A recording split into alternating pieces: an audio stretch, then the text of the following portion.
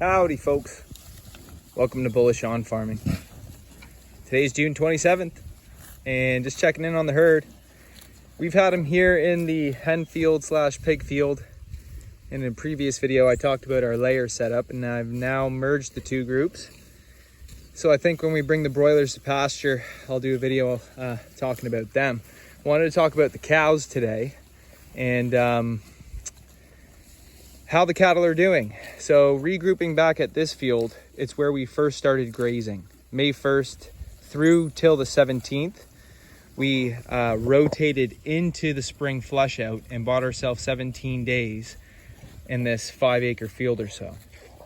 And that 17 days was worth a lot because when we turned out to pasture, things were looking good. We're still not fully through our first lap. We have 2 more fields we haven't touched yet.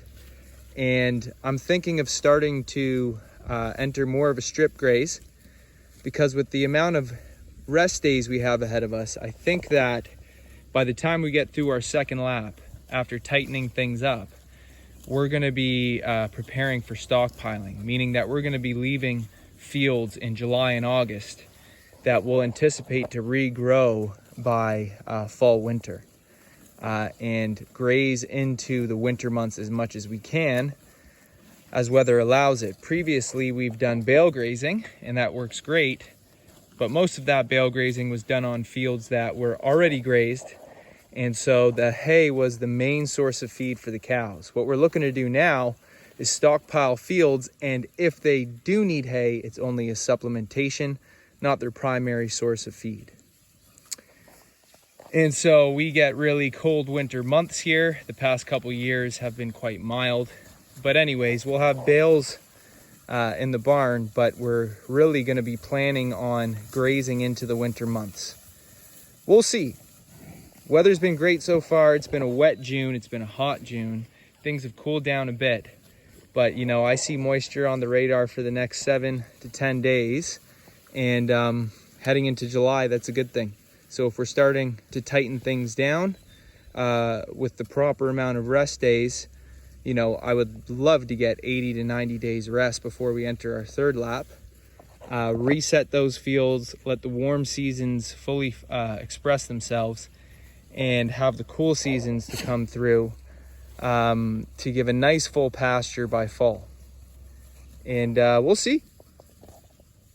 But I wanted to talk a bit about the condition of the cattle, because I feel like we've been eating really good. And although some of our other fields have gotten quite mature, you know, they haven't been touched. So what can you expect? And we don't mind that, because mixing the brown and green is just all right as long as the cows have enough grass to get their nutrition and put on the weight. But back at this field, it's quite vegetative because we did a total graze, so it grew out from quite short. And it's more mature over there because that's where we started out. And I think I'm only going to do one more paddock, but we've already bought ourselves 4 or 5 days in this field of doing a hard graze to mow the lawn, mow the pasture for the chickens, and bringing the broilers out, just keeping those fences hot, because I want those netting fences to actually work. So let's talk about the condition of our cows, because we got a few steers in the group, and some of them were born in March, and our youngest was born in July. And that is the one, she was born in March, and she's a heifer. But you can see she's looking great, nice and full. I love the anatomy of the Herefords. Really muscled up and busty animals. And that's why they've been such a great beef animal. Here's a steer, born in March. So what are we here? March, April, May, June. So that's a 16-month-old calf. And it is busting. And he looks great. 100% grass-fed. We grass finish. And this is what mob grazing does. You know, I always feel so good about calves calving out on pasture, grazing as young as possible, developing the rumen efficacy, and becoming great finishing animals. Here's another steer. This was March as well. That's a 16-month-old steer. We want to finish between 24 and 28 months. He's got a year to go yet, and he looks like an all-star. So, you know, these aren't necessarily short-legged animals that most guys will talk about being grass-fed genetics. I do go after the smaller frames, the more efficient animals with good proportions. So you can see the gut on this guy. And these steers were actually pinched. So, you know, they were pinched around 6 months, which allowed them to grow out with their testosterone being intact. And I find that it makes a difference. I usually band, but you know, these steeros are looking good. And well, here's our youngest steer, and this one calved out in July. So he's technically 12 months because we're at the end of June. So that's a year old. Actually, sorry. That was born April or May.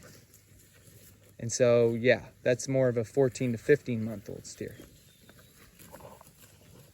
He's a bit leaner. First two, they're going off first. Earlier butcher dates of next year. This is the steer that was born in July, and he was a slower grower. He came from a first-time heifer. And, you know, I find the heifers smaller framed. Calves come out, of course. Of course, he's going to take a nice poop. But yeah, you know, that's a 12-month-old steer there. He's definitely behind, but he's the last on the butcher list. And so we're still, you know, he's got 12 to 15 months to finish out. And he's going to do it because he's got a barrel and he's not super leggy. And so, you know, I was intentional when I was buying my animals. They weren't all stars, so we are breeding a herd from purchasing cattle off of pre-established herds. And, you know, when you're buying cows off of others, it's usually not their best animals. But you can still find some good ones in there. And we did our best. So this is a calf. Talking about smaller frame. I bred with a low-line bull last year. Many of you know this who've followed the channel. And that's why we've got the Black Angus come out baldy, because he was a low-line Angus bull. And the calves have been coming out perfect for what we're after. They're not too big. You know, she was a first-time heifer, and it slid right out, stood right up, drank right away. And the mom just looked like she'd done it before. And of course, that's a good mom. They're not all going to be like that. But when the calf is smaller and it comes out easier, in my experience, that's a formula for success for both the mom to embrace the calf and the calf to have the energy to stand up and latch without any obstacles along the way. And you know, we got some longhorn calves as well. I kept this guy intact, gonna keep him for a bull. He came out solid brown and he was thick when he was born. These longhorn calves, they're lanky and they're not gonna be quite muscled like our low-line cross. That heifer there, she's born in March. And what does that make her? April, May, June. Sorry, she was born April, not March. We didn't have any calves in March. So May, June, that's a 2-month-old calf. And she's a good size. You know, if you're looking to finish on grass, a low-line bull might be what you're after. I didn't want to go for low-line cows. And a lot of these heifers I'm breeding back. That's a bull calf. And he's even younger. He was third born. So he's about a month old. Maybe a month and a week. 5 to 6 weeks perhaps. This is our smallest calf. And it was the smallest birth weight we had. I'm not sure what it was, but he could have been close to 50 pounds. Little sprite calf. But I could just tell the frame that it came out with. It really took on the low line side of the size. But we're looking for the hybrids. And he's a steer, so, you know, I'm sure he's going to finish out great.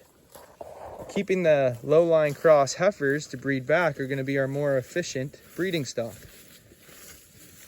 And so we're going to go, you know, the idea is to have the amazing carcass quality of Angus and Hereford, but to bring down the frame size and to stay with a familiar AAA beef and not get into the heritage beef, although the Longhorn is closer to venison and bison. So we've also got that niche beef. But when you know, you got to do what you enjoy and what you think's smart. And I do think, first of all, I really enjoy running a larger animal. It's part of the fun of the game. And the Longhorns being more of a, I don't know, they're for the beef because they're leaner, but they're also to bring in some wild factor to our herd, because we always want to do something a bit different. And who knows what we'll go with in the future. I have contemplated using a Longhorn bull on the herd, but I'm not too sure what a Hereford cross with a Longhorn would quite be. And we got to see what our market's telling us, because we know what beef we grow out well. And if we want to try something different with passion and enthusiasm, that's great. But we're not just going to pull the rug on the operation and go completely Longhorn, let's say. But it's something that I feel good about, so we'll see what it turns into. So anyways, folks, I hope the best for all you. If you're in Ontario, well, southern Ontario, I hope you've been blessed with the rain that we've been blessed with. And no matter where you are, I always hope that every farmer is getting the best that they can and doing the best they can. So anyways, folks, I'd like to say thanks for stopping by and God bless you all. I'll see you on the next one.